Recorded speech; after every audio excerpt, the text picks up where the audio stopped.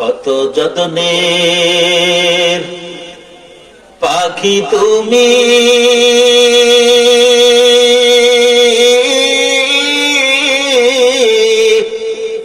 কাজল বারান টিয়া।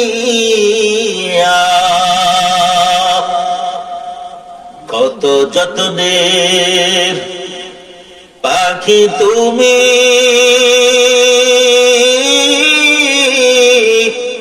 কাজল বারান টিয়া।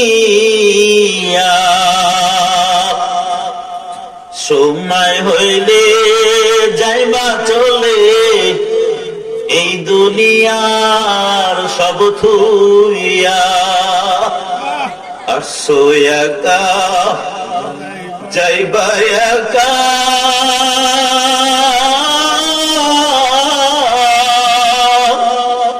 সঙ্গে কেউ যাইবে না। আসো একা যাইবা একা, সঙ্গে কেউ যাইবে না।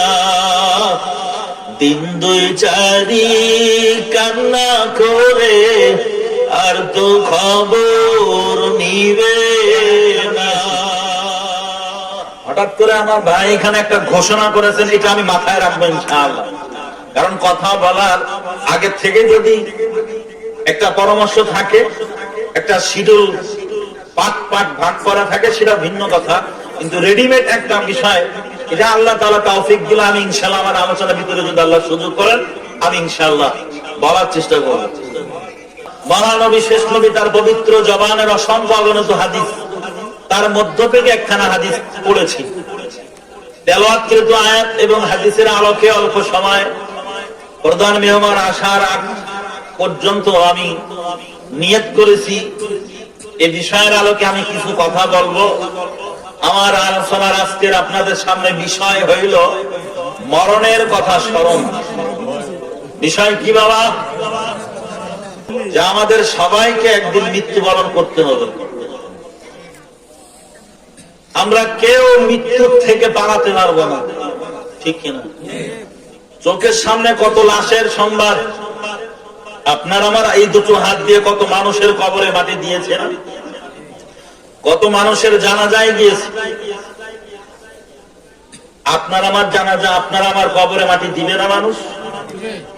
আপনি একেবারে আমার এই কথাগুলো আল্লাহ যদি তৌফিক দেন, আপনাদের যদি দোয়া থাকে, আপনারা আমার বাপতুল্য মানুষ নিচে বসে আছেন জমিনে কষ্ট করে, আপনাদের অন্তর থেকে যদি দোয়া আসে, হয়তো আমাদের, আমি আমার কথা বলতেছি, আমার উপকারের জন্য, আপনাদের উপকারের জন্য জরুরি কিছু কথা আল্লাহ তাআলা বের করে দিবেন। সেটা আপনাদের দোয়ার মহব্বতে আল্লাহ দিবেন, নাকি বলেন? যেটা আমাদের প্রয়োজনে লাগে। কারণ মৃত্যু হবে না এমন কেউ নাই। কোন বেঈমান গাদ্দার যদি বলে নাউযুবিল্লাহ আমি কোরআন শরীফ মানি না, ওর চোখে আঙ্গুল ঝুঁকায় বলতে পারবো, বল বেঈমান কোরআনের এই আয়াতখানা তুই অস্বীকার করিস কিনা, সে মানতে বাধ্য, ঠিক কিনা? মৃত্যু একদিন হবেই হবে, কেউ আমরা মৃত্যু থেকে পালাতে পারবো না। আজকের এখানে আমি আগেও দেখেছি ওয়াজ ও দোয়ার মাহফিল। আল্লাহ তাআলা আজকের আয়োজনের কেন্দ্র করে গোটা এলাকার সমস্ত কবরে আযাবকে আল্লাহ আপনি এই মুহূর্তে মাফ করে দেন। চিল্লায়ে বলেন আল্লাহুম্মা আমিন।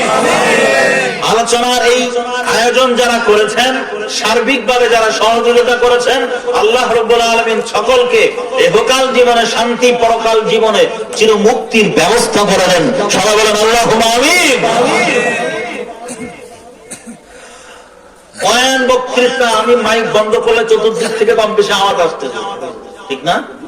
আসার পথেও অনেক জায়গায় দেখেছি মাহফিল হচ্ছে, এখানে আমরা শুনি আবার পকেটে করে বাড়িও নিয়ে যায়। ম্যাক্সিমাম এখন মানুষ ঘুমানোর সময় ওয়াজ মোবাইলে স্টার্ট করে তারপরে ঘুমায়, ঠিক না? আবার ভাষা বুঝতেছেন না, বুঝলে আবার হাত তুলবেন যে এটা আমি বুঝি নাই। আমার আঞ্চলিক ভাষা আপনাদের আঞ্চলিক ভাষা কেউ কারোরটা বুঝবো না। এই একটু অর্ধেক যদি সাধু ভাষায় কথা বলি তাহলে বোঝা একটু সম্ভব। হ্যাঁ, আল্লাহ বয়ান বক্তৃতা আলোচনা এলাকায় কম চলে না। চিন্তা করেন তো একটা বার, ওয়াজ বয়ান তো কম শুনলাম না জীবনে। এখান থেকে প্রায় 20 বছর আগের থেকে 30 বছর আগের থেকে বয়ান শুনে আসতেছি। ছেলেটারে বলি নাতিটারে বলি মোবাইলে আমার কিছু ওয়াজ এনে দিয়ে দি বাবা, তো মেমোরি লোড দিয়ে আনে, আপনি আমি শুনি, ওয়াজের সংবাদ শুনলে চলে যায়। এত বছর ওয়াজ শুনতেছি, তখনও 5 ওয়াক্ত নামাজ পড়তাম না, এখনো পড়ি না, লাভ হইল কি? ওই 30 বছর 40 বছর থেকে এই পর্যন্ত বয়ান শুনে আসতেছি, তখনও বেপর্দায় চলতাম, এখনো চলি। উপযুক্ত বিবাহের মেয়েটারে বেপর্দায় স্কুল কলেজে পাঠায়, বউটারে সাজায় দি, যা মার্কেট করে আয়, তো আজ শুনে লাভ হইল কি? ওই আগের থেকে বয়ানকে মহব্বত করে মাহফিলের কথা শুনলে হাতিয়া দি, কম করি না, আয়োজন যা করার কম করি না, বিশাল কিছু করি। তখনও হারামের দিকে বাম হাত ঝুঁকায় রাখতাম, টেবিলের নিচে মুক্তার দানা খুঁজতাম, এখনো খুঁজি। সুদের খাতায় নাম এখনো আছে, সুদ করে আবার থাকলে এর ভিতরে আশা করি না, কিন্তু মাইকের আওয়াজ এলাকায় সবাই যাচ্ছে, যদি কেউ থাকে রাগ করিলেন না। হ্যাঁ, রাগ করবে না। তো তখনও হারাম খাইতাম, এখনো খাই, তাহলে এই ওয়াজের লাভ হইল কি? আসলে আমাদের প্রয়োজনীয় হইল আমল, ঠিক না? আমাদের দরকারি হইল আমল।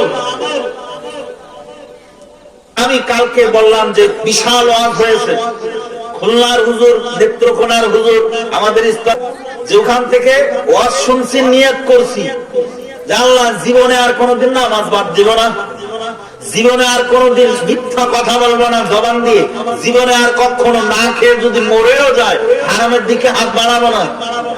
নিয়ত কি আমরা এখান থেকে করতে পারবো না যে আল্লাহ তোমার হুকুম আর রাসূলের তরিকার বাইরে জীবন গেলেও যাব না? এর নিয়ত কি আমরা করতে পারি না বাবা? হ্যাঁ, তাহলে এই মাহফিল সার্থক। আর তাই না হলে প্রতিনিয়ত মতো যদি শুনে যায়, এক কান দিয়ে শুনলাম আর এক কান দিয়ে বের করে দিলাম, লাভ হবে না। নিয়ত করতে পারছি যে আল্লাহ এখানে যে কথাগুলো হবে এটা কোরআন হাদিস মতে, যদি কোরআন হাদিস মতে হয় আল্লাহ আমি সে অনুযায়ী যেন আমল করে চলতে পারি। আল্লাহ আপনি কবুল করেন, বলেন আমিন। হकीकत से तो दुनिया बेखबर है, दुनिया की नुमाइश पर नजर है। नमी गोयम के आज दुनिया जुदा बस, बहर कारे के बाशी बा खुदा बा। तिश्त दुनिया जो खुदा फिर बोदान, मैं कबा शौन खुरा हो पर जिंदो जान। মরণ তো একদিন হবেই হবে বাবা। আপন জনের কথা মনে পড়ে? বাড়ির এমন কিছু কিছু জিনিস যার দিকে তাকালে মনে পড়ে যায়। আমার আব্বা এই শীতের দিনে চাদরখানা, চাদর বলেন, চাদরখানা ব্যবহার করত। আমার আম্মা এই জায়নামাজে নামাজ আদায় করত, মনে পড়ে? কত যত্নের পাখি তুমি,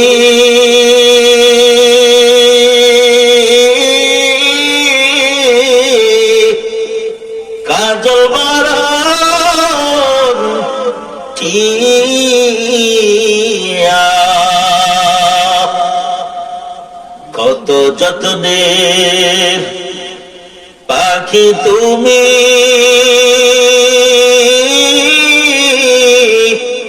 কাজল বারান টিয়া। সময় হইলে যাইবা চলে এই দুনিয়ার সব থুইয়া, আসো একা যাইবা একা,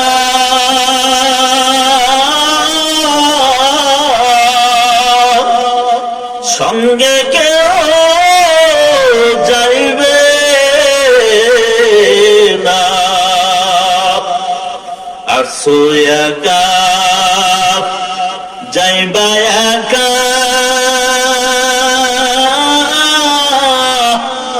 সঙ্গে কেউ যাইবে না, দিন দুই চারি কান্না করে আর তো খবর নিবে না। কথা বলেন ঠিক কিনা?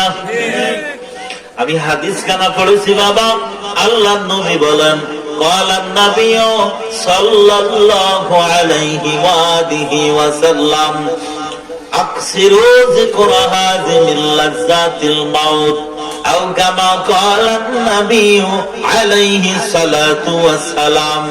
আল্লাহ নবী বলেন, ও উম্মতের দল, তোমরা বেশি বেশি ভাই ভাইয়ের সম্পর্ক, স্বামী স্ত্রীর সম্পর্ক ছিন্ন করে দেয় মাঝখানে কে? এই মরণ। মরণ ছিন্ন করে দেয় না? মা বাবা থেকে আলাদা করে দেয়, ভাই ভাইয়ের থেকে আলাদা করে দেয়, বন্ধু বন্ধু থেকে আলাদা করে দেয়। এই মরণের কথা ও উম্মতের দল তোমরা বেশি বেশি বেশি স্মরণ করো। আজকের আলোচনার পয়েন্ট হইল মরণের কথা স্মরণ, কারণ আমার নবী বলছেন বাবা, আপনারা যদি ধৈর্য ধরে থাকেন, আল্লাহ যদি তৌফিক দেয়, দিলের কান দিয়ে কথাগুলো ইনশাআল্লাহ শোনার চেষ্টা করবেন। আল্লাহ আপনি আমাদের তৌফিক দেন, বলেন আমিন। মরণের কথা স্মরণ বেশি বেশি করার কথা বলছেন কে? আমাদের নবীজি সাল্লাল্লাহু আলাইহি ওয়াসাল্লাম। অন্যত্র বলা হয়েছে, ও উম্মতের দল, তোমরা যদি দৈনিক 20 বার, কতবার? 20টা বার যদি মরণের কথা স্মরণ করতে পারো, আল্লাহ পাক রব্বুল আলামিন কিয়ামতের কঠিন মুসিবতের দিনে, যেই দিন ভাই ভাইয়ের থেকে আলাদা হয়ে যাবে, মা বাবা সন্তানকে পরিচয় দেবে না, সন্তান ও মা বাবাকে পরিচয় দেবে না, একটুখানি নেকের তরে রোজ হাসরের মাঠেতে বাবা ঘুরবে ছেলের পিছে, ছেলে বাবার আগেতে। আহা কেমন কঠিন দিনটা, নামাজ তোমায় ভুলবে না। আহা কেমন কঠিন দিনটা, নামাজ তোমায় ভুলবে না। ঠিক মতো পড়িলে নামাজ, জান্নাত তোমার ঠিকানা। বলেন ঠিক কিনা? ওই কঠিন মুসিবতের দিনে, যেই দিন কেউ কারোর পরিচয় দেবে না, সন্তান এত কষ্ট করে যে সন্তানকে আপনি লালন পালন করলেন, এ সন্তান তোর জন্য দুনিয়া অনেকদিন আমি ঠিক মতো নামাজ আদায় করতে পারে নাই, তোর মন রক্ষা করার জন্য, তোরে সন্তুষ্ট করার জন্য আমি অনেক সময় তোরে অজান্তে আমি গোপনের দিকে, গুনাহের দিকে হাত বাড়াইছি, তোরে খুশি করার জন্য আমি বাবা কি না করেছি দুনিয়ায়। আজকে আমার একটা নেকি যদি হয়, আমি আল্লাহ জান্নাতে যাব। এ বাবা তুই আমার একটা নেকি দে, একটা নেকি যদি হয় আল্লাহ আমারে জাহান্নাম থেকে মুক্তি দিয়ে জান্নাতে দিয়ে দিবেন। সন্তান বলবে, তুমি যে আমার বাবা, এটা আমি স্বীকার করি, কিন্তু আমি তোমার এক মুহূর্তে আজকের দিনে নেকি দিয়ে খাতির করতে পারবো না, তুমি অন্য ব্যবস্থা করো।